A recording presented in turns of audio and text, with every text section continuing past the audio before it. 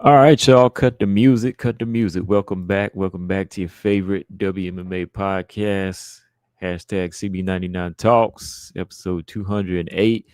Back in the building, y'all. Back in the building. It's been about 2 weeks, right? I was on live earlier this week, but it's been about 2 weeks since the show. But we back. We back in the building. I mean, a lot has picked up in just 2 weeks away.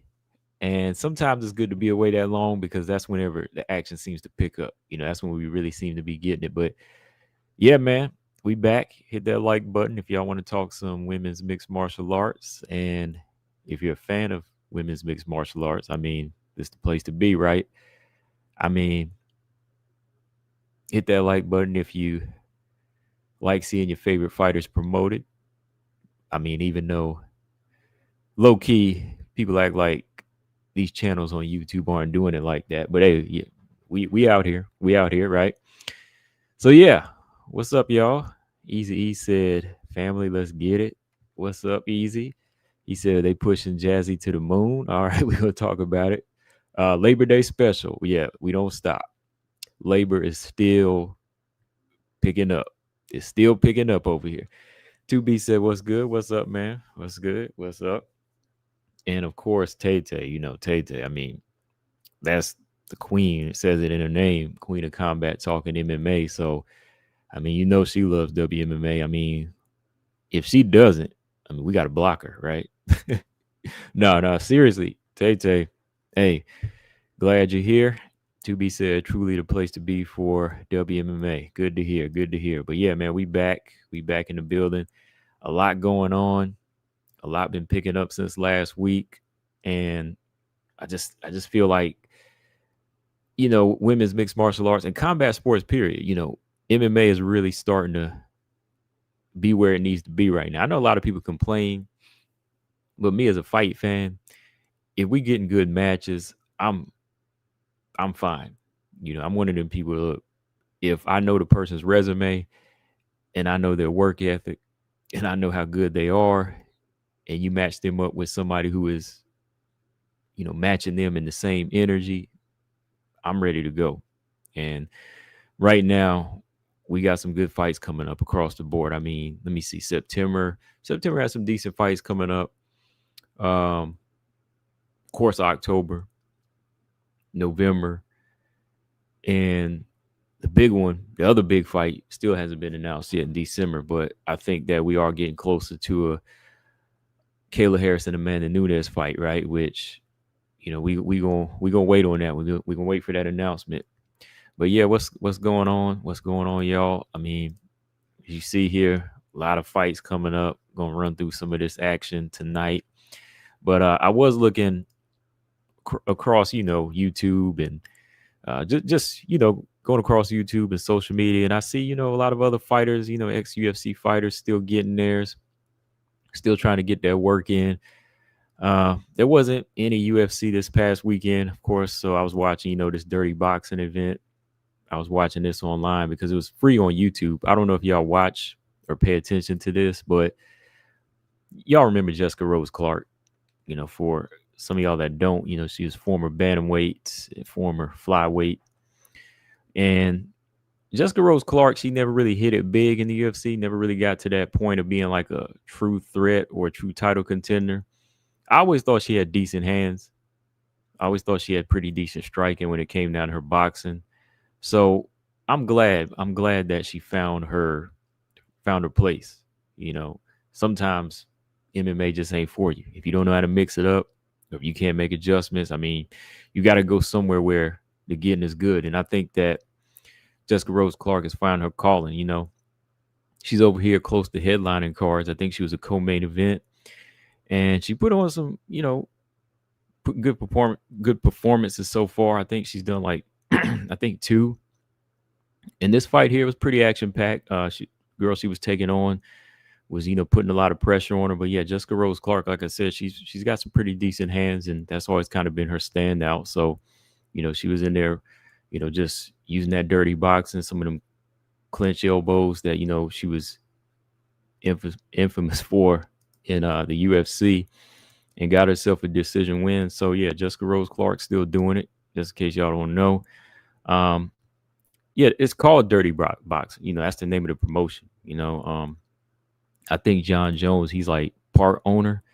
Correct me if I'm wrong, because I always see him at the events. He's either what, investing in it, or he's like part of it. What is it? I don't know. I'm not sure. I keep forgetting. Like, is he a part owner? And they've been picking up a lot of the UFC fighters too, right? They picked up Rosenstruik, the heavyweight, and they picked up the one young guy, right? They picked up that guy that the UFC cut. What's his name? I thought the guy that won the Contender Series. Did he win the Contender Series at the Tough House or something like that? What is his name? Y'all know who I'm talking about. The young guy. I thought, he was gonna like strike it big in the UFC, but they cut him after like missing weight. Can't remember his name right now, but y'all know. Hey, what's going on, Tiago? I'm glad you could make it, because I know you said you missed the last one because of no notifications, but I saw my own notification go out, so I take it you got it this time. Easy said Jessica Rose Clark was always out of her element in the cage. I was always waiting for the cut. I was always waiting for the cut with her. Yeah. I was always waiting for that too, man. Like at some point, I don't really think she ever really was gonna become this complete fighter, because I was just enjoying watching her throw hands. I was always watching her, just go in there and put on some striking clinics, but never really saw her exceed when it came to her grappling or anything like that. So I'm glad that she's in dirty boxing. Seems like a lot of girls are going to dirty boxing or professional boxing or bare knuckle boxing. I know Molly McCann is about to make her boxing debut in a couple weeks. Who else? A lot of girls going to BKFC, like I said, but I think that Molly McCann, she'll probably do better to go over to professional boxing, because that's been her thing. Her hands has always been her thing. But speaking of boxing, I see Holly Holm. She out here trying to stay busy. Holly Holm, I think she was a late replacement for this wrestling tournament. Jumped in here with this girl. What's her name? Alejandra. I mean, shout out to Holly. I mean, she's still out here doing whatever she can just to, I guess, stay competitive. Because I don't think she needs the money. Like, I don't think it's a financial thing with Holly Holm. I think Holly's just the type of person that likes to stay on her feet and stay active and stay busy. So, I mean, good on her, for just going in there, being her late replacement and taking her crack at wrestling. I mean, she lost, of course, because, she jumping in there with a decorated wrestler. So I didn't expect her to go in there and, score a win. But yeah, Holly just out here doing her thing, man. I mean, she's ranked by, I think, the WBA and the WBC now in boxing. So I'm sure she's coming back to boxing pretty soon. But just seeing her jump over to wrestling, just shows you that Holly still likes to compete at whatever it is. And I don't think that's something that's ever going to change with her. Like, I keep saying it's time for her to hang it up. But hey, if a person wants to continue to fight or compete, keep doing it. I mean, as long as you ain't in one of the most dangerous sports as far as like MMA and boxing, sometimes like when you get up in age, keep doing your thing. I mean, wrestling is not as dangerous as boxing. I mean, there's more deaths in boxing, even more deaths in boxing than there is in mixed martial arts. So I'm kind of fine with that. But I think, Holly, she's just never going to quit when it comes to, wanting to compete. So, I mean, if that's how she wants to continue her life, I mean, fine with it. I'm fine with it. I mean, she's never really put on a boring performance, win or lose, So, hey, I can't complain. That's her. But yeah, a lot of these girls that didn't make it in the UFC, I mean, they got to find something to do, right? I mean, if they want to still compete in like combat sports in some way, some fighters just aren't cracked up to be mixed martial artists, right? I mean, sometimes going to MMA is a good way of exposing that. Some girls find out they're better strikers, right? So they go to boxing, they go to Muay Thai. Some girls find out they're better at jiu-jitsu and they go right back to jiu-jitsu tournaments, right? So you see it all the time. So Even girls like this bantamweight champion in LFA, Bia Mosquito, she's about to make her UFC debut in couple of months, or maybe like another month or so.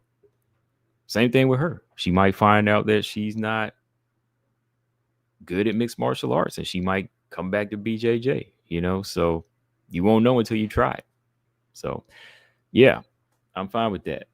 Easy said Holly Holm has plenty of money. My question is why? She likes pain, I guess. I think so, man. Like, I don't know if it's just the pain thing. I don't think she's like a sadist or anything. I think it's the competitive nature. It's like a drug. Like, even like Roy, like Easy, Roy Jones. Like, come on, Roy Jones, man. Like, there could have been a point in Roy Jones' career where he could have been sitting pretty, right? But you let that competitive nature take over. And I think that's the problem with a lot of fighters. They're born into it and they don't know how to let it go. That's the gift and the curse about fighting. That's the gift and the curse about it. Like, it's a gift, yeah, when you know how to use it in your 20s and 30s and take you to the top. But when you get to a certain point, like when your knees go, you get knocked out, your heart's going to keep telling you to fight. Like, oh, we got this. But really, you don't. You know what I mean? Like, really, you don't. So I think she goes more in that category of competitive nature. Like, I don't think she just likes pain, but she could, because pain sometimes forces you to be better. And maybe when she's like, oh, I'm feeling that pain, oh, that's a good thing. That means I'm getting better. It's kind of all like mixed in together. What's going on, Paul? What's going on? What's up with you? He says it's easy to come in as a specialist, hard to stay as a specialist and survive in the deep end of the pool. Yeah, it is, man. Like, a lot of girls can come in and they can shine in one discipline in the lower ranks, right? A lot of girls usually do that. Some girls will come in, knocking people out, submitting people. Like, even before you get to the UFC, Jacqueline Ammer, perfect example. She was in LFA, submitting everybody, first round submissions, nonstop. But as soon as she came into the UFC, she took on Sam Hughes. And as soon as that competition level stepped up just a little bit, she lost her first fight, right? So that was an eye opener to say, okay, I can't be a specialist for too long. Same thing with Joanna. Joanna, whenever she was in the UFC early on, like 10 years ago, it hadn't evolved. But as time went on, man, like, things started getting rough for her. Things started getting rough. Girls started coming back with better boxing skills and taking her down and all of that, So, yeah, it's hard to stay a specialist, man. You got to change. If not, you got to backtrack, go back to boxing or wrestling, right? Oh, yeah. And I saw this too, over the past 2 weeks since the last show. I'm not sure if y'all are familiar with Melissa Croden. Y'all heard me talk about Melissa Croden before. Melissa Croden, LFA fighter, bantamweight competitor, contender. I believe she won the bantamweight belt as well. I'm not sure if she did win that bantamweight. No. She didn't win the bantamweight title because she took on Jacqueline Cavalcanti for it. Cavalcanti won the belt, and then she got signed. But yeah, if y'all not familiar, Melissa Croden recently got signed to the UFC, and I mean, that's a good thing. That's always a good thing because the bantamweight division needs more fighters, more young fighters, some growing, hungry fighters. And as y'all know, I talked about her before over here. I think that she's a good stand-up fighter, growing in every department. She's kind of big for the division, strong, durable. So yeah, she's gonna be making her debut in October. Oh yeah, on the same card as the Manon and Jasmine fight. So that's a good thing. So I get to see two good things. Two fighters I'm a fan of, right? Two of my favorite fighters. Okay, you got Manon taking on Jasmine on October 18th, and you got Melissa Croden making her debut on the same card against Tainara Lisboa. But yeah, just looking at her resume here real quick. Yeah, Melissa Croden, 5'9", about a 70-inch reach, pretty good size flyweight. Pretty good size bantamweight, 6'2". Lost the early fight back like 4 years ago, back in 2021 against Evelyn Martins. I seen Evelyn Martins. Evelyn Martins just fought recently, and it was a close fight, real close fight. Could have went to Melissa Croton. Um, Quite a number of finishes, early in her career. A couple of stoppages, submission win. I believe all her wins are by stoppage. Actually, all her wins are by finish. So this girl is a finisher. Her only real loss, in my opinion, is the Cavalcanti fight, because y'all know, come on, Jacqueline Cavalcanti, that girl can strike. That girl's got an IQ, and she's got the skills. She's got the skills. I mean, go back and watch that fight if you haven't seen it. Melissa Croton versus Jacqueline Cavalcanti. Cavalcanti did get caught a couple of times. She did get rocked, I believe, a few times in that fight. Cavalcanti did knock Melissa Croton down, but Melissa Croton got back up. Like, she showed how durable she was. So it was a pretty good fight. It was a good 5-round fight. Like, she proved that she's durable, she's strong, and she's improved since that fight. She's stopped another girl since losing to Cavalcanti, and stopped another one after that. She used her ground game, I believe, in that fight, get the fight to the ground and beat this girl up. So she's a pretty big, strong bantamweight. And I think that, once she kind of steps out of that karate style that she used to use, kind of like Wonder Boy, and becomes more of an MMA striker, and even just like a grappler, it starts fighting like a big girl. Y'all know the saying, two beats know what I say, Easy, Paul, fight like a big girl. Y'all learn how to fight like a big girl. Things will start going your way. So if she, beefs herself up and, starts using her size, you might see two titans like Kayla and Melissa Croton one day. Who knows? All right. Yeah, Paul said, combo, I'm listening tonight with my mother. Give my mom a shout out. Okay. Paul's mom. Shout out to Paul's mom. Paul's mom, just so you know, Paul is he's a good boy. He's a good boy over here. He behaves himself. He don't be over here cussing. He don't be talking trash to me. He behaves. He don't troll. He's all right. He's all right. And just so you know, Paul's mom, he loves Macy Barber. He loves Macy Barber, and he loves Juliana Miller, if you don't know who they are. That's good, Paul. That's good that you get to listen with your mom. God rest my mom. So, she loved fighting. She loved mixed martial arts. So enjoy that, man, because, my mom used to watch fights with me. Like I said, my mom liked Amanda Nunes. She wasn't a Cyborg fan, but she was a Amanda fan. And through her later years, whenever I watched some Manon fights, she liked Manon. But who else did she like? Alexa Grasso. Who else? Does your mom like any fighters, like particular fighters? Does she know any of the fighters by name? Let me know. Easy said they beefing up bantamweight now. Yeah, they got to.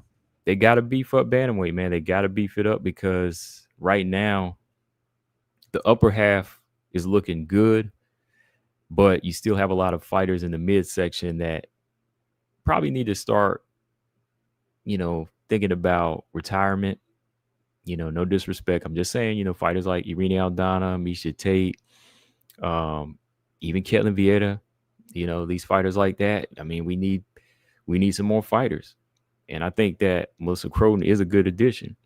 I mean, her only loss, like I said, is to somebody that got signed to the UFC. And I do vouch for Jacqueline Cavalcanti as being that good of a fighter. She is a promising, I think, potential contender. So, yeah, with that being said, I think Melissa Croton, she can fall right in. I mean, the level of competition she'll fight in the UFC, I think, will make her better, as well as, give her a chance to just get her feet wet. But I don't really see her like getting dominated by some of the bottom half. I think she can come in and fall right in and even beat some girls like Zalesnikova, or what is her name? The girl just lost to Kel Rosa. I could see her beating Kel Rosa. If she can get by Tynera Lisboa and look good, I could see her beating Kel Rosa too. Because this girl's big. She's big and she's strong. All right, Easy said 5'9" is the 6 foot of women. Right. Okay, if 5'9" is the 6 foot of women, then I guess Dakota is like who the Shaq. I don't know. Right. She's probably like the 8 foot Amazon then, right? Paul says she likes Natalia Silva and Valentina. Okay, those good choices. Good choices.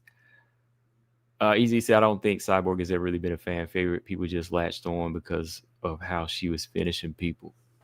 Right. Yeah. I mean, I can see why some people could be fans. I know why some people are fans.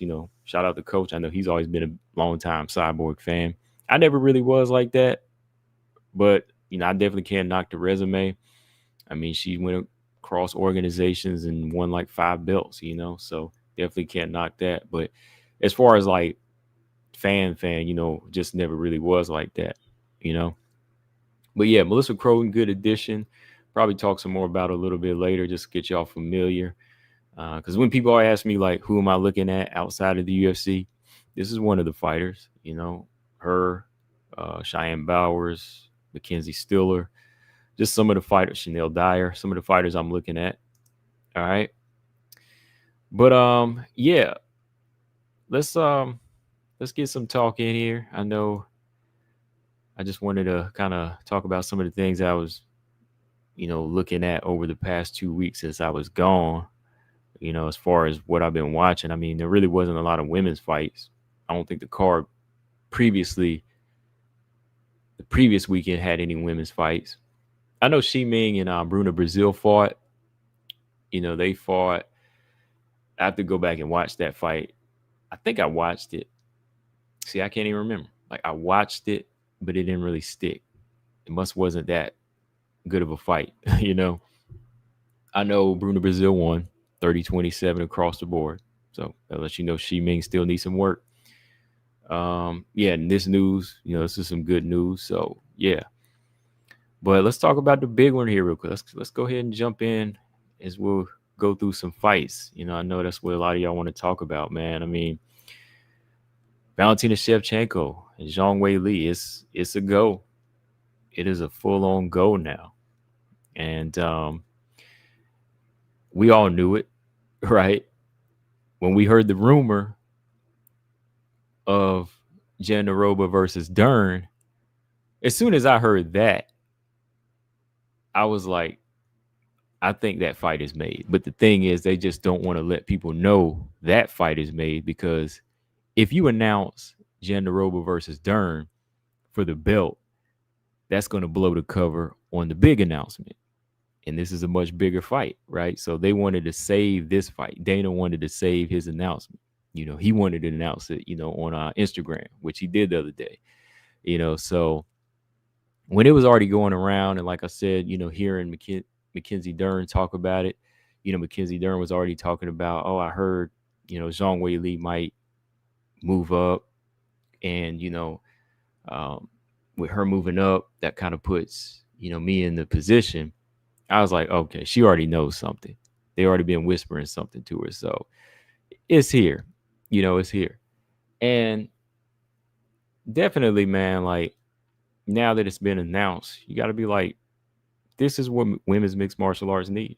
Like we do need some big fights like this. We need some of this type of action, to kind of put these fighters on the map, especially somebody like Valentina, long time in the game, not a lot of like recognition when it comes to her talent and accomplishments. I mean, her resume speaks for itself, right? Valentina's resume speaks for itself. We know what she's done as hardcore fans, right? But never really seen her get like a breakthrough fight. And now that she's 37, it's good to see that she's got the fight that could put her on the map, And that's what you need sometimes. It all comes down to a dance partner, and sometimes you just have to humble yourself and say, hey, you know what? I need that other person to be a star. Even in boxing sometimes, you can have your great fighters, but sometimes if they don't have that dance partner, like they don't have, if Ali was already a superstar, an icon, but sometimes you need that dance partner, like a Joe Frazier or George Foreman. Floyd Mayweather, he's the biggest selling pay-per-view boxer of all time, right? But sometimes you need that dance partner, like a Manny Pacquiao. You need that other name. Unfortunately for, women's mixed martial arts, Fighters like Valentina, they don't have that type of level. Skill level they do, but they don't have that type of star status. So when you have a fighter like Weili that comes along, everybody likes Weili, got a country behind her. Weili can do no wrong according to fans. So once you can get in the cage opposite that person, I mean, why turn that fight down? Why try to say, oh, you know what? She's not big enough, or nah, she's still green. Nah, like I don't want that fight. Nah, I want to fight Silva instead. Like, yeah, Silva's a good fighter too, of course. Like Silva, we all wanted that. Like the hardcore fans, we wanted that. But the situation that Valentina's in, you don't turn that fight down. So she did right to answer that question, after the fight back in May, to say, I'll fight either one of them. Whoever the fans want to see me fight, that's who I'll fight. Natalia or Weili. Either one is good. Either one is good for her right now because, again, at 37, she's done everything. Like she's already done all the fights that she could to prove time and time again she's the best. Even coming back after a loss, like she didn't lose the Grasso, then duck Grasso. Like eventually she got it. She got it back. And sometimes that rubs me the wrong way when a fighter loses to somebody and they never get that get back. But she's even got that. Fighters like Ali in the past, they got it back. They went back and shut critics up. So when Valentina did that, I was like, all right, now we back on track. And she defended the belt against Manon, right? First time in a long time I picked against Valentina for Manon, and she wins that fight too. So to me, there's really no more questions as far as like, can Val do this or Val do that? At some point, there's always going to be somebody that is going to get closer to having your number or being your kryptonite or being your weakness if they're really watching you. So when Valentina wants to take on somebody like Weili, that's fine, and I'm definitely not downplaying Weili like an easy fight or easy cash grab, because I think, Weili's coming to fight. I think Weili is coming to fight. Weili is, got the heart of a champion. I mean, she's touched the strap twice, defended it several times. And I know this is at 115, but that's a little bit more in accomplishments than some of the contenders at 125. I mean, two different divisions. I know the girls could be bigger and stronger and beat Weili, but still, I mean, Weili's got a champion mindset. Weili's got a champion mindset, and that shows you that, she's been there. She can go there. Having that belt in a different division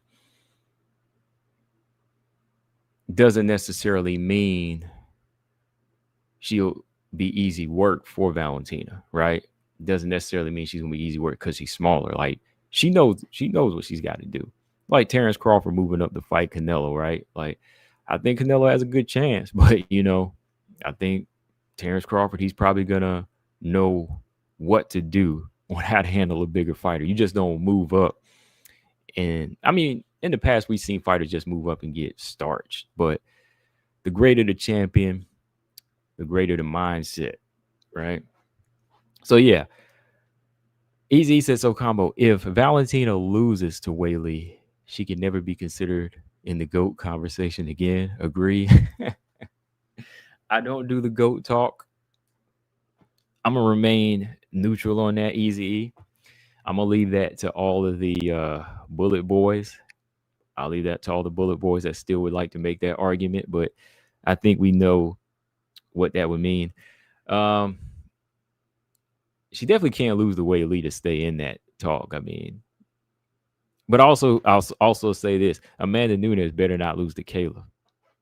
I'll just say that too. She better not lose to Kayla. XA Gouche, what's up, man? What's going on? Don't tell James. Canelo doesn't look too impressed. He doesn't look too impressed. I think he's overlooking Bud. He better not overlook Bud, man. He better not overlook Bud. I don't think Bud Crawford's going to knock him out or anything like that. I mean, if Bivol couldn't knock him out, I don't think Bud's going to knock him out. Like, Bud can clearly box his way to a decision. but I don't see him like hurting Canelo. All right. XA said win or lose, Val is still a GOAT. Yeah, she'll still go down like as one of the greatest fighters. She'll definitely go down as one of the greatest fighters. You can't take that because she's going in there with one of the best fighters. She's going in there with one of the best fighters. XA, if Weili is the win, you got to give her credit now because you said she's one of the worst champions ever. I like, come on now, XA. Weili ain't one of the worst strawweight champions ever. Come on, man.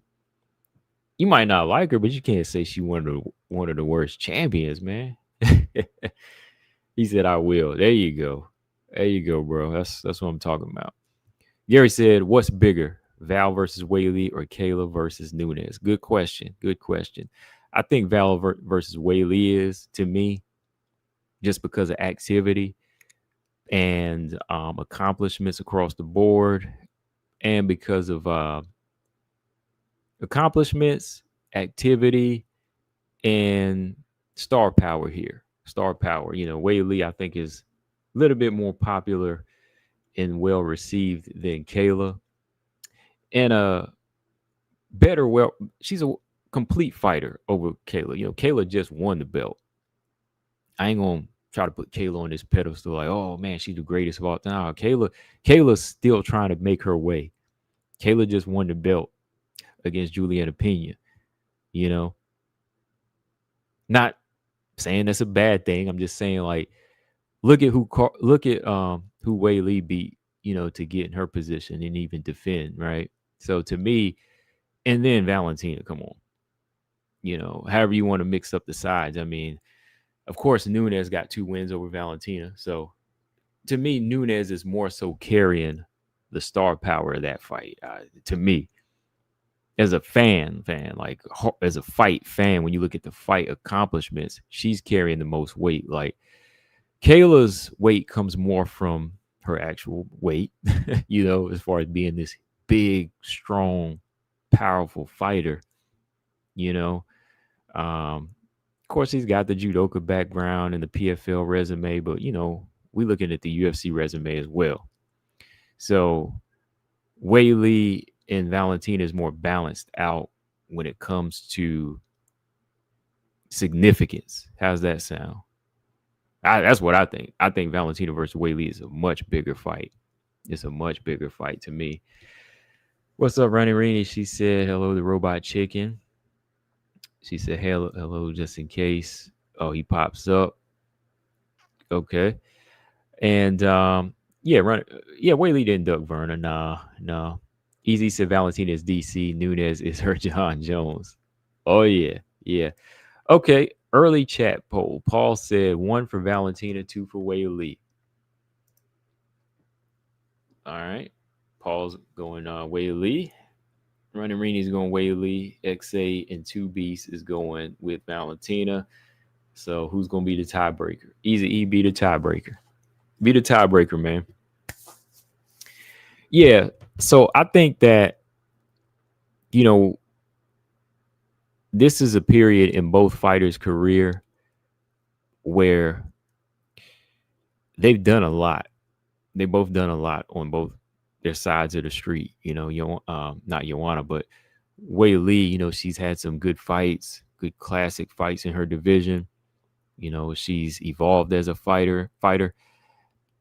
And Valentina's been around for a long time. Valentina's been at UFC for a long time now. So there comes a point when you look for some like fight that just spills fireworks, right? There comes a point where you just look for that. You hope for that type of rivalry, not even necessarily rivalry, because she did have a good rivalry with Amanda and Grasso, but you look for that one fight that everybody's going to come to see. And, Valentina has that in Weili. So low key, I think that she's probably glad that the fight was offered. And knowing that Weili was going to vacate a little bit over the Natalia Silva fight, I'm sure she might get up a little bit more for this fight than she would Natalia. What do y'all think? Do y'all think that Valentina's going to get up more for this fight than the Natalia fight? Now, granted, I know she's always gotten up for all her fights, but that first Grasso fight kind of made me question. That first Grasso fight kind of had me question, was she kind of underestimating her? And then it seemed like she fully got up for that performance. Now she did for Manon. Right? She did get up for that fight, but because she had to. But this fight here, I think she's gonna get up for more so than Natalia.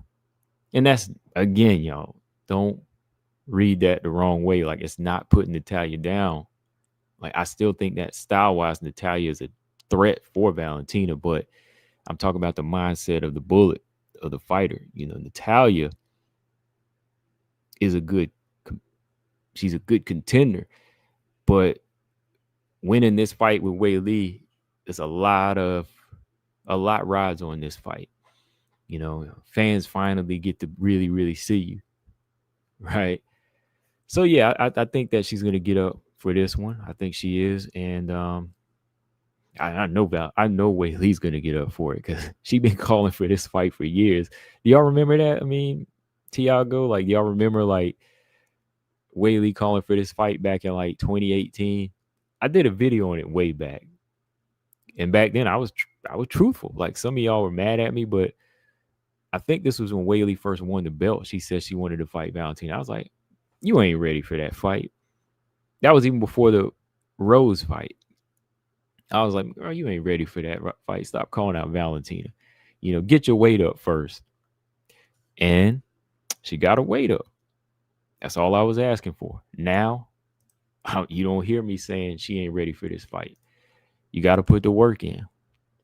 Because I remember she said she wanted back then, maybe just like a dream back then. But now, it's like you are shoo-in for that fight. You are shoo-in now, because if you're bored with your division and you want to move up and you can carry the weight nicely, a little bit of everything, I mean, why not, right? Easy said Valentina's overlooking Weili a little. She was calling for Manon when Weili started mentioning her. She never gave thought to Weili. I don't know if she's really like overlooking her. I don't really know if she's like overlooking her. I think she'll be 100%, close to whatever 100% is for a fighter, right? What's going on, Marcus? What's up? Glad you could be here. XA said that's why I wanted to see Val versus Natalia. Oh, don't worry. Like, you can still see it. I don't know who's going to win this fight first. I'm not giving my pick away yet, but I don't know when, but we can still potentially see this fight. But low key, man, I think that Weili could bring something that Natalia couldn't bring.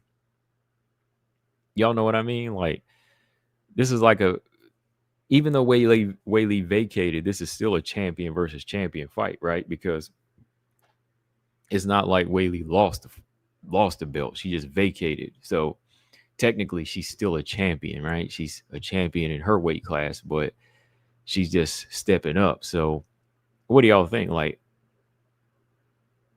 I think Weili does offer different levels of threat that Natalia Silva couldn't offer.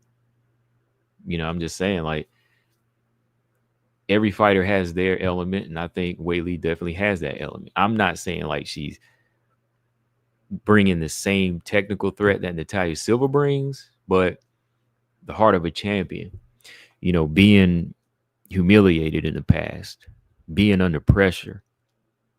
Remember them Rose fights? They put her under a lot of pressure. Weili didn't know what she was doing back then. I mean, not like, you know what I mean? Like, remember the period she was going through after getting finished? Remember how her reaction was? It was kind of blaming the fans. Even Henry Cejudo had to tell her, like, hey, ain't no excuses. You got knocked out. Henry Cejudo told her the same thing. And as a fighter to fighter, you want to tell the fighter that. You want to tell him the truth. So Weili experienced humility, the pressure of fans, going through that period. She cut the hair and everything. Y'all remember that? Cut the hair like Rose and stuff. So it was just like, what was going through her mind, right? So it was a dark period, but she was growing as a fighter. So now when you look at all of that and just kind of add it up, you'd be like, all right, yeah, I see what Weili's gone through. Like, now that she's kind of went through these periods, she definitely knows like what it's like to be under pressure, more so than Natalia Silva, to be in the dark, to get knocked out, unlike Natalia Silva. So she can learn from those mistakes, and she has. She's gotten way better. She's gotten way better. So to me, I think that those are the elements that a Natalia Silva, who's never experienced, those are the things that make Weili an even more dangerous opponent in that aspect, if that makes sense. Like I see Natalia being dangerous as far as like her technique and stuff, and you know her undefeated aura in the UFC. Like that aura and style together makes her a dangerous fighter. But then when you look at Weili, her hunger and you know her facing humility before, like those things make her really dangerous. And been asking for this for a long time, asking for it for a long time. So both dangerous fighters, in my opinion, really, they really are. To be said, not to be said. Tiago said, "Is Natalia number one?" Yeah, she's number one. She's the number one flyweight, number one ranked flyweight. Tay said, "I got Valentina winning this fight, but it's not going to be easy for her. Call me crazy, but this version of Weili, she's not going to be able to run through her." That's a good point. That's a good element to talk about. Like, who do y'all think? Who do y'all think has an easier time to shut somebody out in this fight? I'm not gonna lie. Like, who? I'm gonna ask y'all. I already know who I think. Like, who do y'all think is it? Who do y'all think has the ability to 50-45 the other fighter? Who 50-45s who in this fight? Seems kind of easy. Yeah, it is kind of an easy answer for me. Like, who has the ability to 50-45 the other? Easy said Natalia is a champion. Believe me, she could be. She could be. She could be a champion. We'll see. She's definitely a contender. She's definitely a top contender. But I think that she has the elements to win a belt. I think she could get there. I definitely think she could be that one day. Two Beasts and Tiago both said, I think Valentina. All right. Rose is her mommy. I already know what Easy's referring to. I already know what he's referring to. Tiago said, "What's next for the loser of this fight?" If Valentina's the lose, I think Valentina could maybe go back and fight a contender. But Weili, if because if Weili wins, I think Weili has to defend against Natalia Silva. We move on, right? Just move on. Let's just move on. Let's let Weili really get her feet wet. Let's see if she really is a flyweight by fighting Natalia Silva. If Weili loses, same thing. Like, I don't think she should go running back to 115. I think Weili, if she was to lose, give it another crack at 125, just like Rose is doing. Rose moved up, took on a big fight in Manon Fiorot. That was crazy to take that as a first fight. But since then, lost to Aaron, beat E-Boss, beat Miranda Maverick, beat a few fighters, right? Crazy Cortez. But she didn't go running back to 115, so I think the same thing can be said for Weili. Like, if Weili loses, stick around. Stick around. Don't sell yourself short. Don't sell yourself short and just go running back. Stick around and see if you can fill out in the division and improve. To be said, I think they're going to make Rose versus Natalia the main event of a fight night. That wouldn't be a bad idea at this point. I actually thought they would do Rose versus Grasso, but I'm not sure if Grasso's ready to come back yet. If not, I mean, that's a good fight for Natalia. Good stay busy fight. I would recommend at this point probably to stay busy, because I know when Manon did, no excuses. I'm just saying, like, when Manon waited for that Valentina fight, that sat her out for 14 months. It's really not good to sit out 14 months. You can train, you can stay active and all of that, but I don't want to see Natalya try to sit out, longer than she needs to. So if there's a fight to be made, just get it in. Just get it in. I mean, she'll probably have gone on the longest streak at 125. That'll be her 8th fight. There's a fight she could win too. Let me see. What does that say? Oh, yeah, I just read that from Two Beast. Tiago said Weili versus Manon or Aaron would be great, and Barber. Valentina definitely got the size advantage. Yeah, Valentina definitely got size advantage and strength advantage, experience advantage, height, knows how to use her reach. So there's a lot of good things here. So the more I look at it, I'm just trying to see what are some of the elements that Weili's going to bring. And I'm sure they got something, they're working. Weili's got good body kicks. She's got good calf kicks. If her power carries up, she'll be dangerous. So just so much to look at here, as far as what Weili's going to do. And I think that, with Weili wanting this fight so bad, they are preparing for it. They might be doing like Grasso did and watching her and studying her. You'd be stupid not to. Grasso, she kept looking and looking and looking until she found like that one little hiccup that they trained for, and boom, it got her a victory, right? She could always go down and say, I beat Valentina. She didn't hold a belt. Her only title defense was a draw, but she can always go down and say, I did win that fight. So with that being said, I think somebody like Weili, who's skipping the line big time, she better be doing her homework. She better be doing her freaking homework. Easy said, one thing I do love about the UFC is they don't hold up good fights for a decade like boxing. No, they don't. Like this fight, we haven't been waiting that long. Sometimes we just get impatient. Even like a Nunes Harrison fight. Shoot, Amanda Nunes couldn't even stay retired. She had to get her butt out of retirement to make the fight that the fans want. Boxing though, man, they'll push you 15 years. I remember. Well, let me see. How long they make us wait for that Spence Crawford fight? I'd be going through like different phases of life. I'd be paying off debt, be getting promoted on the job or something. And you'd be like, oh yeah, I remember that fight. I was still in high school. They're supposed to make that fight in high school. You'd be like, I remember when negotiations started when I was in high school. And here I am on my second child. That's how I usually go with how boxing does. Just for the record, I'm just playing. I don't have no kids. No kids at all. I'm just making an example. We waited for 5 years for that Spence. I know, right? We waited for Spence Crawford like 5 years, right? You can raise a child by the time boxing makes a fight. Exactly. You can, man. It's crazy.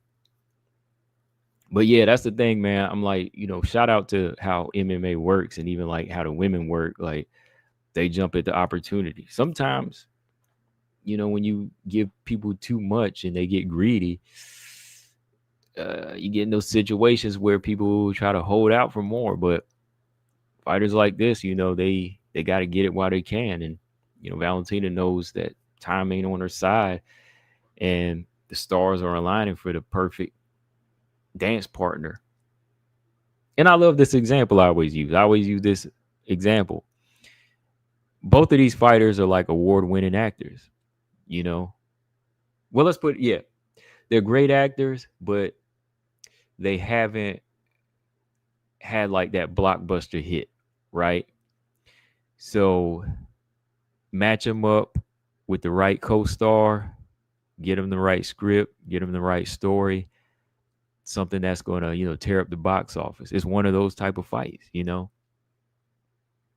if they really want to be that breakout star, sometimes they got to, make this type of film, you want the one with substance, which is Natalia Silva, the one that makes sense, which we know she would shine in, but this is going to be like one of those summer blockbusters, not necessarily like an Oscar winner, but it's a blockbuster type of thing. It's one of those type of fights. Got to get that right co-star that everybody's going to tune in because they want action.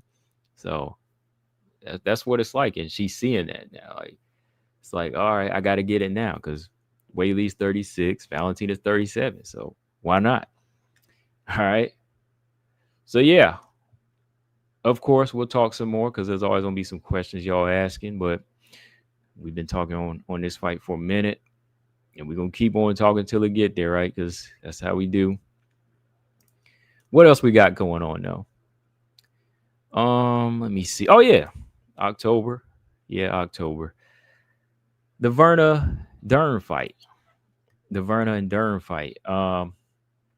Shout out to my man BJ, man. You know, gotta give him some smoke again, man. I was just listening to BJ's video talking about Dern. I'm gonna call him out because I'm gonna talk about this with him tomorrow. You know, okay, Dern's earned her title shot, fine, man, but don't make it sound like she earned her title shot over Natalia Silva. Like, you going hard, BJ, my man BJ, he going hard for Dern more than Natalia Silva. He trying to make more of a stronger argument for Dern than Natalia Silva. Like, I think like you think Dern earned more of a title shot than Natalia Silva. And when Dern just played chess, I'm gonna do a video on that too. I'm gonna do a video answering his because Dern just played chess. That's all she did. She spoke up and she got her shot because the pickings were slim. Nobody was really lined up. Nobody was lined up. You know, Suarez lost, Lemos lost, Jan lost. Who's next? That's just what it is. Like, I'm being real. Like, Dern knew it too. That's why Dern was just like, all right, let me speak up, get my moment. I just won 2 fights. Might not be the best streak, but I'm gonna put myself in that position. That's really what it is. Like, and she knows that this is an opponent that she's familiar with. This is an opponent that she's familiar with. Dern is a good chess player. She's a good gambler. I mean, she be playing. She does that poker challenge or poker channel, whatever that poker show is, right? Like, she's always doing that, so she knows what she's doing. You know, she doesn't show her cards. She knows how to hold out. So I think she's just really good at letting it be known and putting herself in that position. I don't think a lot of people hate Dern either. Like, I wouldn't even compare it to Eileen Perez like my man BJ did in his video, you know, comparing it to Eileen Perez, but we'll say that for tomorrow. But yeah, Verna, you know, I think that Verna, you know, she's just a lock in now. It's her time. I think that with her win streak, she will go in here and do it. She'll make a statement. You know, I know Dern won the first fight, but in my opinion, I think that this fight here is really going to be different. It's really going to be different because to me, I think Verna's gotten better. Yeah. You know, I think that she has gotten better in the areas that could be a weakness or kryptonite to Dern in this fight. Tiago said, does the UFC want Verna as a champion? I don't.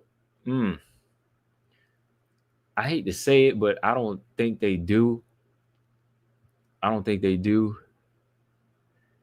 And you've seen it in the past. Like, they didn't really want Demetrius Johnson as a champion. You know, Demetrius Johnson, one of the best fighters in the world, but let's be real. Like, as a hardcore fight fan, I know like Demetrius is one of the best fighters in the world, but it don't even seem like you want him as a champion. So hey, I can go out and say, yeah, I don't think they would want Verna. Like, they don't think Verna is pleasing like that. I mean, the girl could fight her heart out, but they would rather have Dern as a champion with that.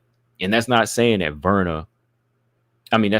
Dern is a bad fighter or anything. I'm just saying, like, they would prefer Dern in that position, especially when they look at it as women's mixed martial arts. Like, because they know men are going to watch women's mixed martial arts for different reasons. You know, people are going to always be like, oh, that's the or men are going to be like, oh, that's the champion, you know, right there. Okay, I'm going to have to start tuning in. But if you ever look at the casual comments when they talk about Verna, man, people always be saying stupid stuff. Like, I ain't even going to be like that, man. Like, I ain't want to be talking about people like that. You know, every time I look at the comments, there's always some hateful comments on Verna. I'm like, I'm watching her to fight, man. What are y'all talking about? I'm trying to watch this woman fight. That's it. If somebody happens to be pleasing on the eyes to you like a Dern, so be it.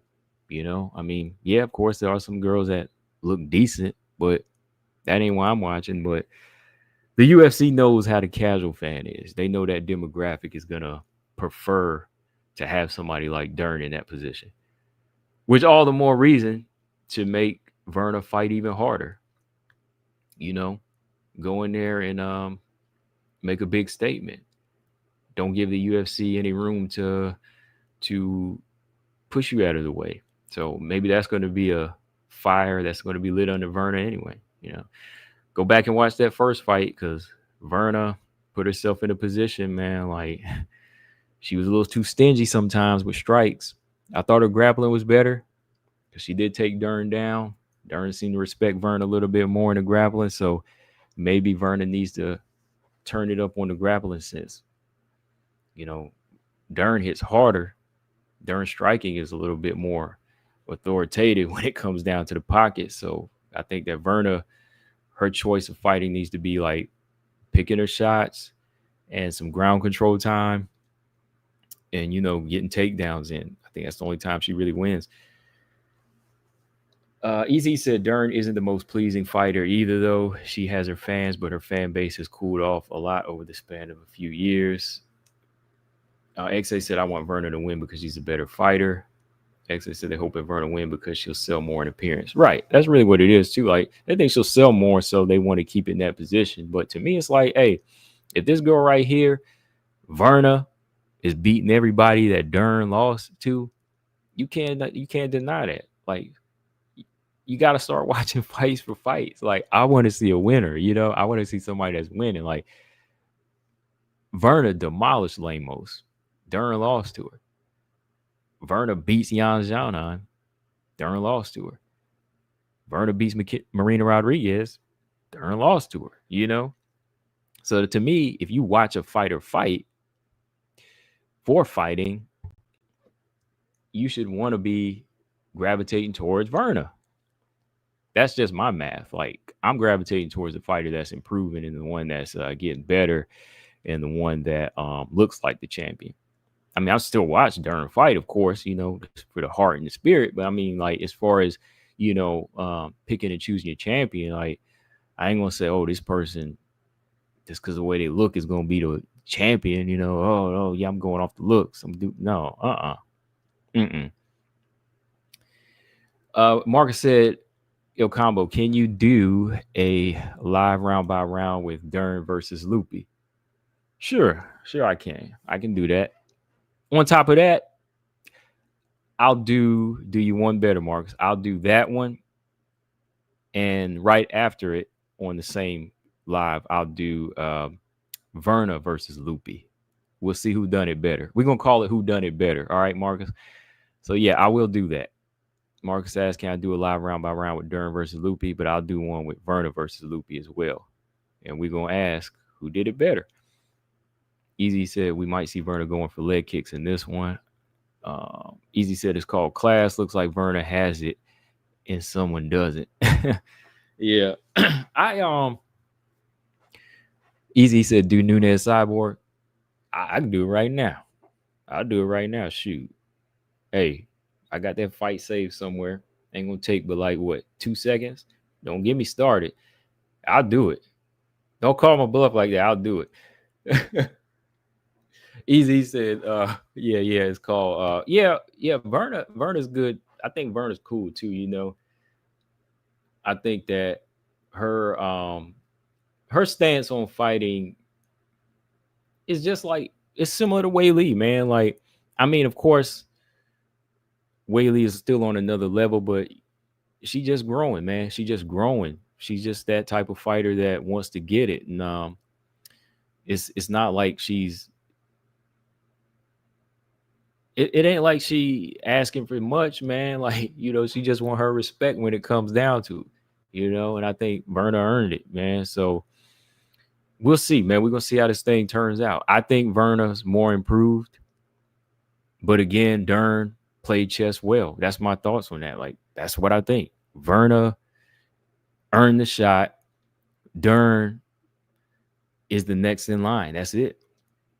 I don't change the energy. I'm not going to say Dern doesn't deserve the shot, but I'm also not going to say like she earned it on this like huge tear.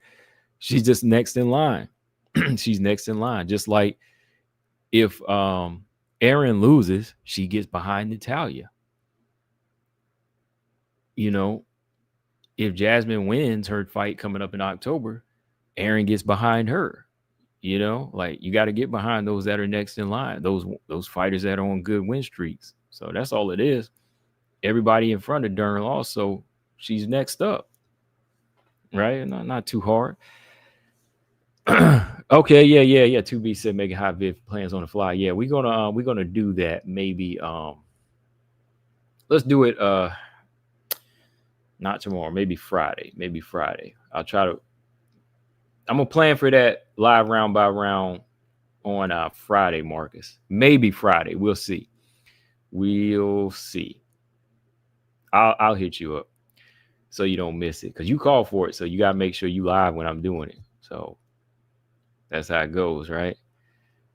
Yeah, don't get me started on Cyborg Nunes, because I will pull that fight up and we will watch it. All right, give me 1 second here. No, I'm not pulling the fight up. Okay, minus 215 from Manon, plus 185 for Jazzy. And with that being said, that brings us into that fight. All right, October 18th. Yep. We got Manon taking on Jasmine Jasudavicius. One of the next best flyweight fights that can be made. I mean, I did call for Manon and Grasso, but I think Grasso losing to Silva, it seemed a little bit more, I guess you could say, demoralizing for her. Like, I won't say, was it humiliating? A little bit more brutal. Seeing that she been on like a rough road to championship, and then those taxing fights with Valentina, I guess that would have been still a lot for her, whereas Manon was still on her clean streak, and she loses to the champion, right? Loses to the champion, but I don't think her fall is felt as far as Grasso, so maybe that matchup would have been a little bit more rough. So I was like, this fight makes a little bit more sense here, having, Manon just lost one fight, and before that, this is her first loss in the UFC. It's not like she's in the same position as Grasso. Grasso, again, that Natalia Silva fight was rough. It was a lot more rough. I mean, with the Valentina fight looked rougher, but I think Manon was a lot more durable than Grasso.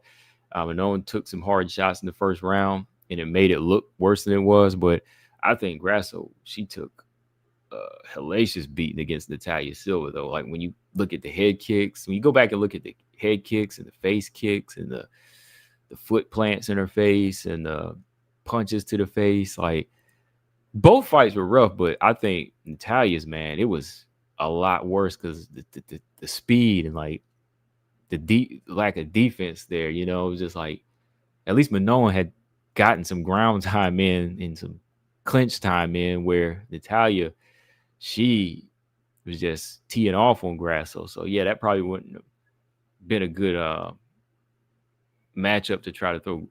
This wouldn't have been a good matchup to throw Grasso right back in with. So Manon still having more freshness. I think a Jasmine fight makes a lot more sense, and now this is in a good place to UFC France, not UFC France, but UFC Canada, the second best place for French people, right? So this is going to be good, though. This is two of the biggest women in the division as far as size. So there's going to be some questions here, So, Manon going to use her size. I know somebody was asking me this, like, do I think she needs to go back to her striking and just box, Jasmine? I mean, whatever the situation calls for, but I think Manon needs to use her size a little bit more in fights, because I think being as big as she is, you got to fight like a big girl, even when you fight bigger people. Sometimes, like, don't fight Jasmine's fight, but use your size when it's called for. You know, like I think when no one was using her size in the Valentina fight, it was definitely a call for because you weren't going to win the outside striking match, right? Um, this is a fight where I think she could clearly win the outside striking match, but I think even at times when Jasmine tries to initiate a clinch or like a strength battle, make it known you're the stronger fighter in there. Um, I think Jasmine, she does a good job of fighting big. Like she doesn't have the best defense. She's a little bit slower, but I think she does fight like a heavy girl. She will put her size on you, so that could be an issue in this fight. Like if you choose to wrestle too long with Jasmine, Jasmine could come out the favor, because she does it more. So I just think be wise for Manon to mix it up a little bit more, throughout her fights in the UFC to just get a real grasp of why Valentina is the champion too. Valentina goes through it. Valentina, she'll mix it up, man. She dips in that tool belt. You don't want to just always stick with one or two tools. Mix it up.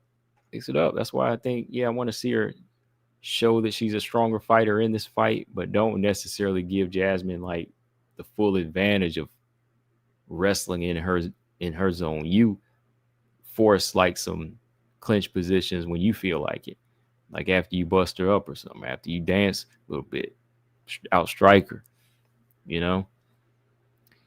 And Jasmine, as she gets better, her confidence gets higher and she gets tougher and tougher, like her attitude.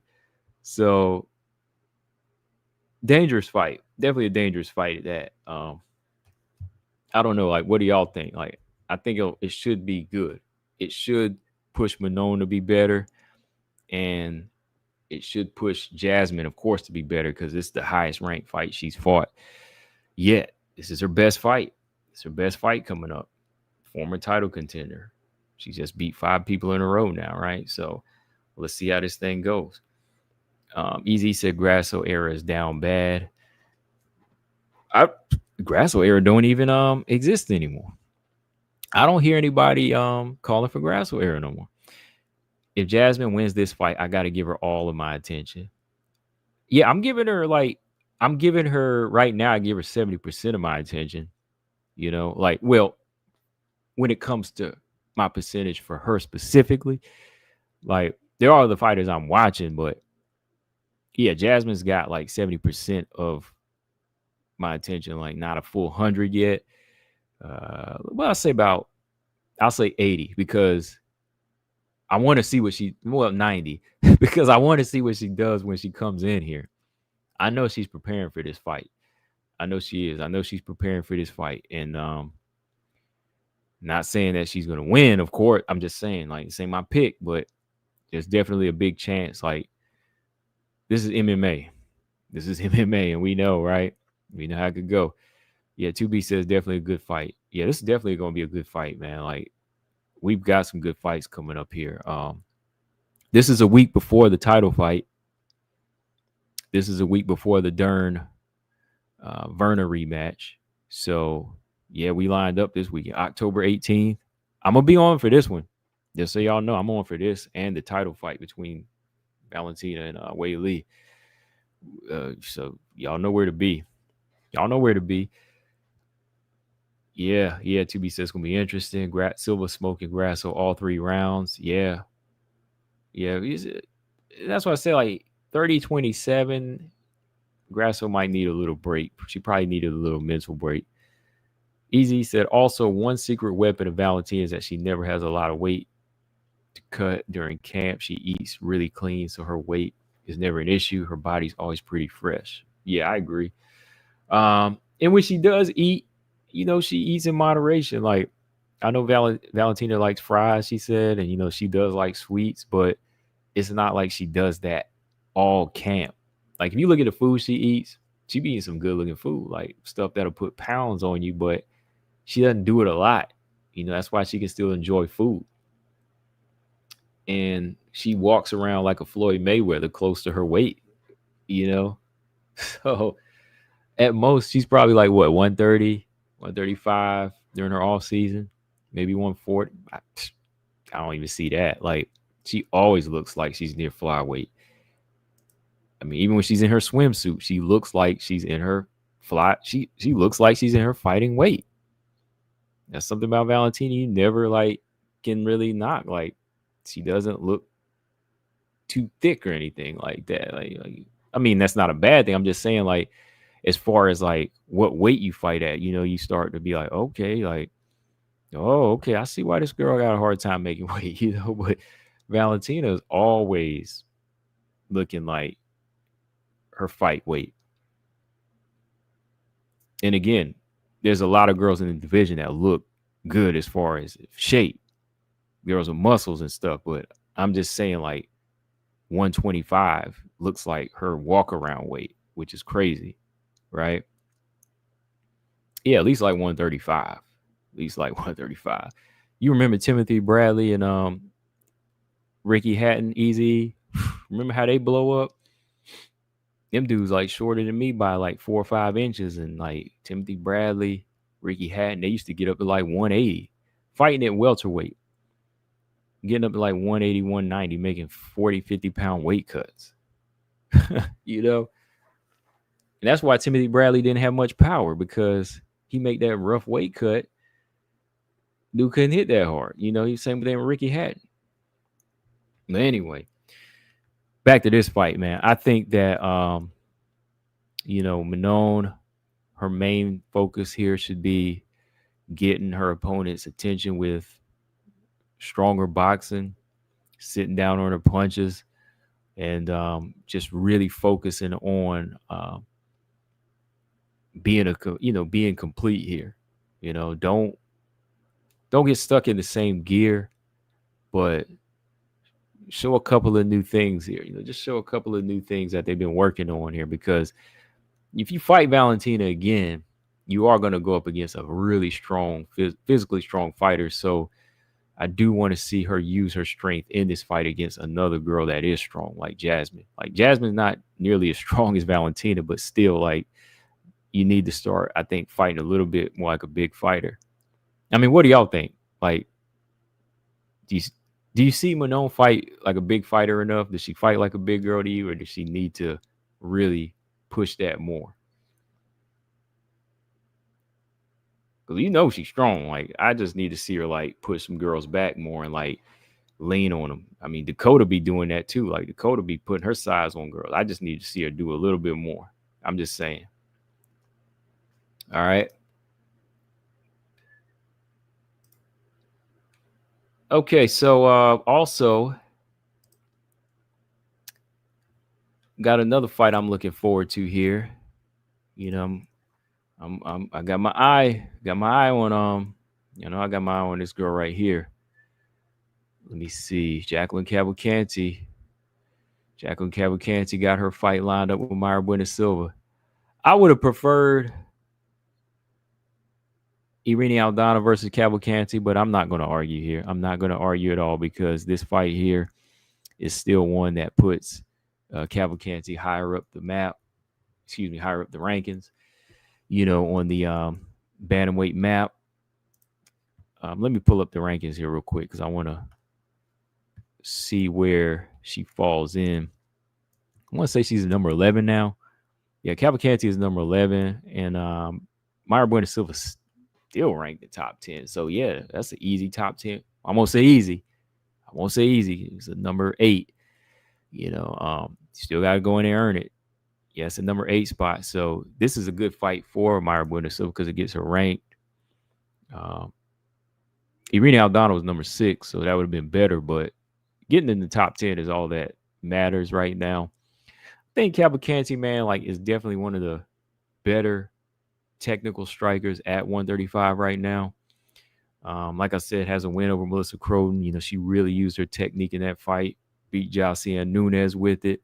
I will agree with I think who was that in the comment section with my videos? Name? Oh, shout out that name, Raheem. I think that's the name. Yeah. Let me double check here. But he brought up a good point that I agree with, and I've been saying myself, like, I do love Cavalcanti's technique, and that's me, I love like technique and style like that. But yeah, Raheem, shout out to Raheem. He put this comment on the community post. He said that Cavalcanti needs to be more aggressive. Yeah, and that's the one thing I think it is. Like he said, she has no killer instinct. She should have stopped Avila, and her striking looks good, but she needs to turn it up a notch. Yeah, that's what I've been saying. Like, I love the technique, but as she moves up, Cavalcanti's got to make her presence known, because when she starts fighting bigger girls, like even Irina Aldana, you call for a fight with Irina Aldana, Aldana might not be the smartest fighter, but she won't stop coming. And you got to start putting some, not pepper, but some, hot sauce and cayenne pepper on your punches until you burn them eyes out and you get her out the way. Can't just, keep pecking away. Sometimes you got to stop these girls. If the opportunity is there, you take it. Because the MMA, it can change just like that. You can get taken down and be choked out in a minute. So, yeah, you could be owning the stand up for all 5 rounds, but with 10 seconds left in the 5th round, just like that, you can be taken down and somebody be on your back and you be asleep. So yeah, the killer instinct could be turned up a little bit. I do agree with that. I want to see her really do a little bit more than peppering.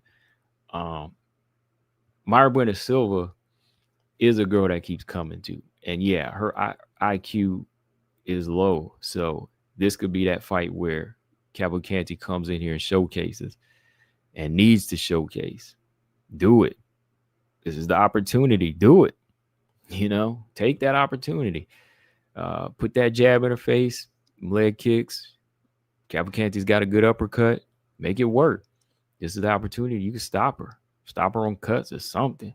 Chason did. But yeah, Mayra Bueno Silva, I agree with XA.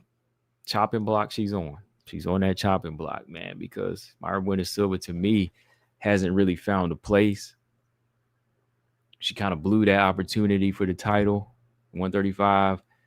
Went back down, lost to Jasmine. Now she's back.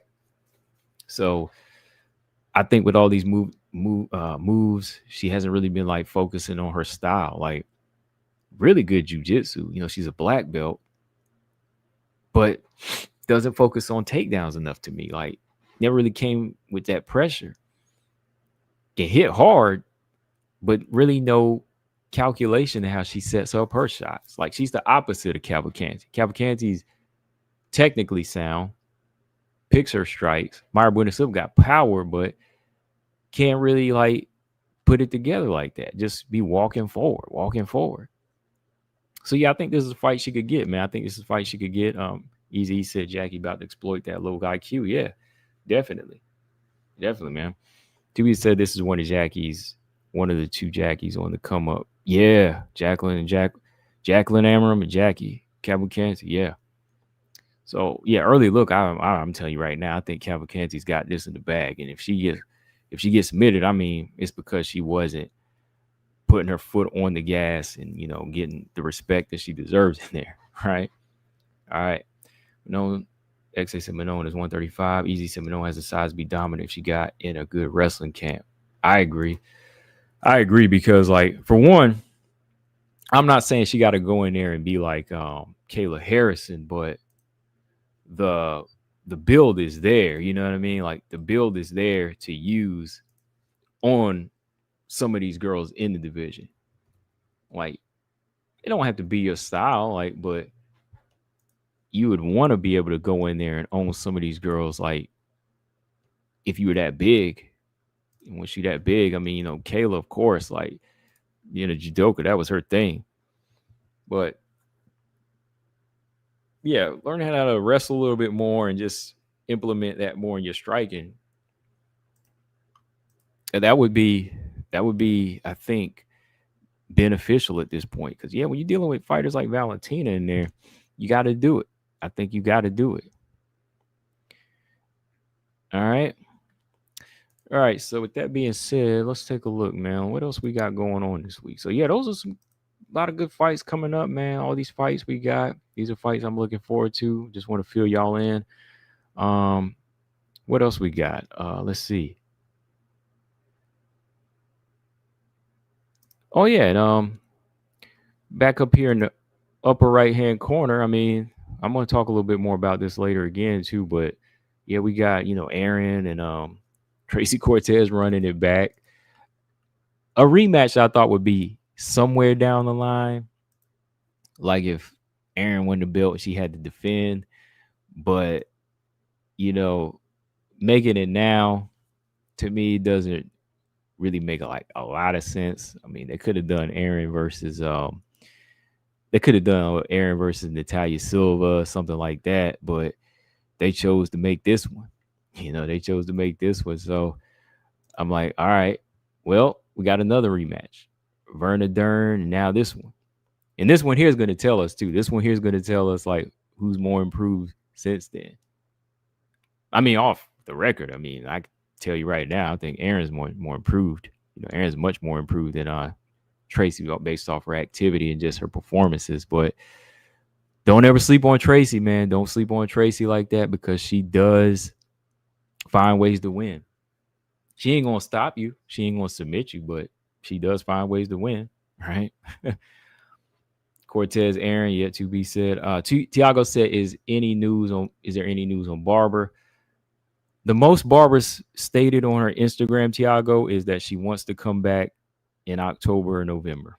That's about it. Easy said, like Tracy, girl got heart. Love to see it. Yeah, she's got heart. Like, I wouldn't turn the Tracy Cortez fight off. Like, I'm not a hater of Tracy Cortez. I might not this huge fan, and I think she still needs work. And I do think that before she gets to the top 5, there's still some things she needs to do. But tell you, she could prove me wrong.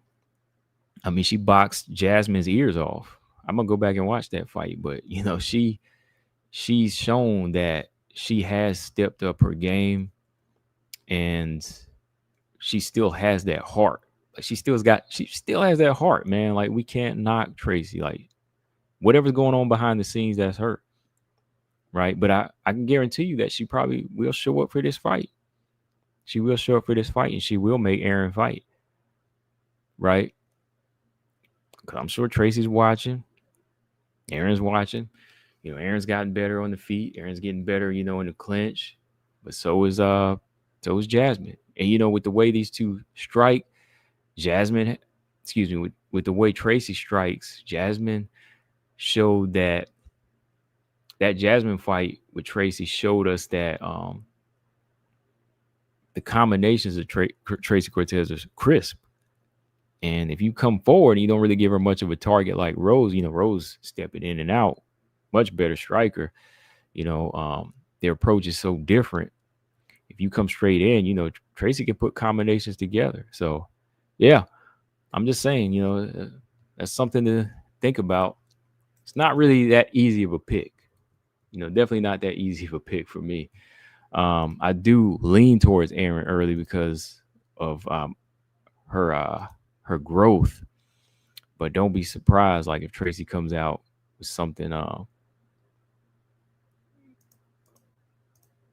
that kind of nullifies what Aaron does. Don't be surprised. Yeah, that fight's same night, November 15th. It's on the same card. Aaron and Cortez is on the Valentina Weili card. So good flyweight card. All right. Fight weekend, not much. The fight weekend card for me starts at 12 noon Eastern time. Shout out to my girl Sam Hughes taking on Shauna Bannon. All right. This is all we got this weekend when it comes to WMMA fights. This is on Imamov and what's his name? Baralho card. UFC Paris. This is the UFC Paris card. That would have been interesting to put Manon and Jasmine on here, but I guess their schedules don't really turn around at the same time. I guess both need a full fight camp. I mean, Manon and Jasmine were both on the same fight card back in May, but give them another month out, right? So Canada's the next best thing. But yeah, UFC France starts at 12 noon for me. And this is the first fight on the card, Shauna Bannon versus Sam Hughes. I'm going to go up. I'm gonna go with Sam Hughes. I just think she's a much more polished fighter, has more experience here, uh, more well-rounded. The striking, the wrestling, stronger. Um, Definitely looking more explosive in training. I've been seeing. Shauna Bann is still kind of new to the game. I think that Shauna in her last fight, she got lucky, man. She caught a big head kick, but she bounced back with a submission, man, because Puja Tomar just didn't have that IQ. So to me, this is just more of a learning lesson for uh, Shauna Bannon here because Sam Hughes just too much experience for her. Uh, I think she could win this fight wherever she wants to, honestly. So yeah, that's my pick on it. 2B says Sam Hughes will be my pick, but if she might get perplexed by that hopping style, I don't think so. I think maybe she won't come in with that hopping style. That was kind of new, man. That hopping style was new, man. That was like a trip, man. I was like, what's going on? Like hopping on this one leg, and Puja Tomar could not figure it out. She could not figure it out, man. But yeah, man. That's all that's going on this weekend as far as WMMA. Other than that, like as a collective, got a lot of action going on over the next few months. So a lot of videos will be made talking. And yeah, we'll be back on tomorrow, the WMMA mashup. But yeah, guys, good show. Good show tonight. Got a good lineup here. And yeah, hit that like and subscribe if you haven't. I'll definitely be back tomorrow. But yeah, overall, man, like I said, women's MMA is definitely picking up again, which I always wind up saying that, but everything has its downtime. Like there might be like a dry period in a year, like get too spoiled sometimes. For the most part, this year has been good. I've been getting every fight I wanted this year. The only fight I didn't get was Aaron versus Macy. Okay. That was the only fight I didn't get this year. And yet last year had good fights. Year before that had good fights. So I really can't complain there, right? But every now and then you get one of these like clusters right here. You know, you get one of these clusters where got 2-3 big flyweight fights, big strawweight fights, and so on, you know. So definitely across the board, it's looking good. Yeah, Paul said I didn't get Rose Andrade 3 yet, though. Yeah, I still didn't get that fight, though. I don't know if I ever will, man. I don't know if I ever get that fight. Paul had to bring that up, though, man. He had to bring that up. 2B said hardest to pick out of all these fights up there. I think the hardest to pick for me, let me see.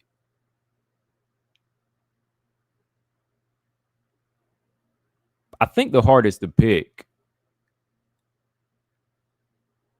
will be Verna and Dern to me. Verna and Dern and Aaron and Cortez because they're a little bit more evenly matched. Now, I'm not saying Weili's hadn't been a flyweight that long, right? You haven't seen her at flyweight yet, but that's going to be an exciting fight, I think. But when it comes down to like hard to pick because of familiarity and just like style matchup, I think like Dern and Verna is going to be a hard pick, and Aaron and Tracy's kind of a hard pick. But if I had to pick, I would say Verna and Dern's probably the hardest pick here. Tiago said, and Suarez versus Lemos. I'm not ready to pick in that one yet. When is that fight? Hold on, because we got to talk about that one today too. I knew I was forgetting something. Oh yeah. Oh man, yeah. Shoot, dude, that's next weekend. I gotta talk about that ASAP. That's next weekend. Shoot. Yo, that is next. Yeah, no UFC Noche, man. Yeah, that's next weekend. Oh man. Hold that thought. I'll give you a pick maybe tomorrow or something. Yeah, 2 weeks. But all right, y'all. Good show. I am getting up out of here. Catch y'all tomorrow, same time for the mashup here. We're gonna have some we gotta have some conversations with BJ tomorrow, you know, about his take on this Dern thing. and some other stuff going on in WMMA. So I will catch y'all then. Again, appreciate y'all for sharing that same love for the sport. And I am out. Peace.